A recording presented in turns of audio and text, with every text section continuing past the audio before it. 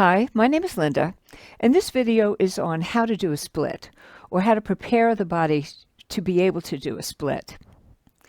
So we'll come into table position, preparing for a posture called, or a warm-up called runner stretch.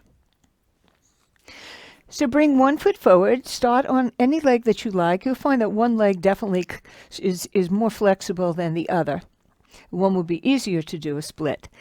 So lean the hips back, straighten the leg, try to straighten the knee. You're up on the heel. Now press out through the heel of your foot, keeping the knee nice and straight. Bring your nose towards your knee. You'll feel a nice deep stretch in the back of that leg.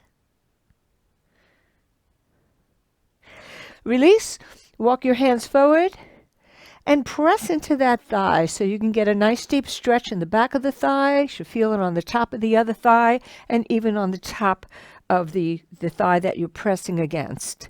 I find if I gently rock from side to side, it helps to deepen the stretch.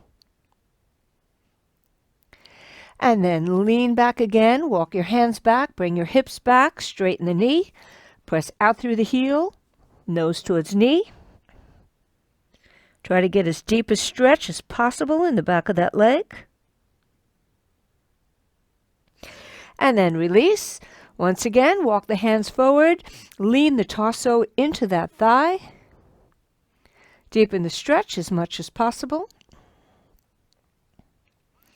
And so you do this back and forth as many times as you'd like, holding it as long as you'd like, trying to get as much stretch in the back of the leg and on the thighs, the top of the thighs and the back of the thighs as possible. And then every once in a while, when you bring the hips back, just slide the leg forward. Support yourself with your hands so you're not getting too much of a stretch. You don't want to get to the point of pain. If you go into pain, all it does is make your body go in the opposite direction. Instead of stretching and releasing, it just tightens up where you don't want it to go. And ease down as much as you can. And then when you need to, come back up and come into a few more stretches. See if you can release and stretch the back of the legs a little more. And then every once in a while, slide that leg forward. See how far you can come down. Make sure you're well supported with your hands on your fingertips. You can bring blocks underneath your hands if you need to. Don't come to the point of pain. Just a nice stretch. And then release. And then when you start feeling ready, what you can do is you can take blocks, or you can take pillows, blankets, whatever you have handy, and however high you need to come, and bring it underneath you so that when you slide that leg forward, you're being supported on the back of that upper thigh. Once again, hands to the mat for support. Gently ease that leg forward and come onto your pillows and cushions. And see if it's comfortable enough for you to relax, where you can let the body down. You may need to go higher. That's absolutely fine. You may be able to go a little bit lower. Get the body in a straight line so you're not leaning.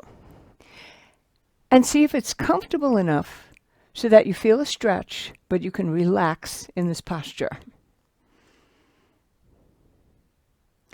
And then once this starts getting comfortable, once you know the height that you need to be, you'll be able to, little by little, may not happen today, probably won't, but you'll have to practice this for a while before it can happen. You start removing blocks, cushions, whatever you have. See if you can come down a little bit lower where you feel a stretch, but you can still relax into the posture.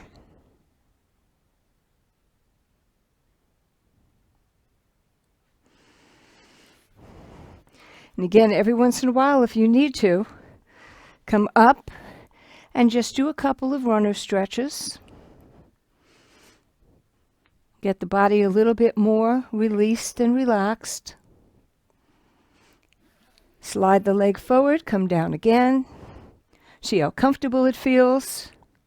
Once it starts really feeling comfortable and you have hardly anything underneath you, remove whatever you have. and see if you can come down all the way. And when you first come down all the way, again, you may only be able to do it for a second or two. Don't force yourself into it. Come back up. Let the legs rest. Let the muscles rest and release. Come back down again for a few seconds.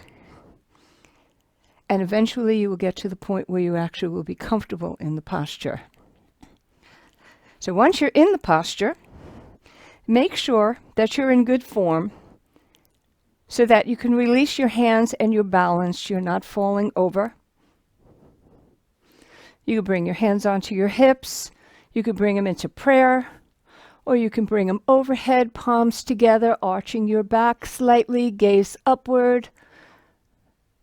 Hold and breathe.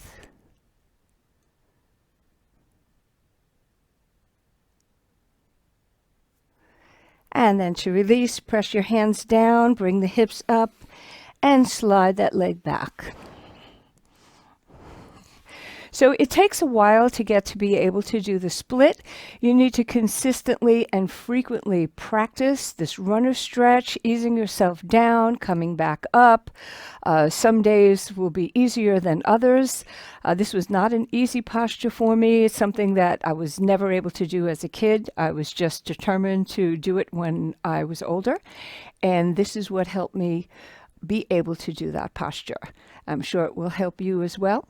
Practice consistently and frequently, and you will definitely master the split. Thank you for joining me. Namaste.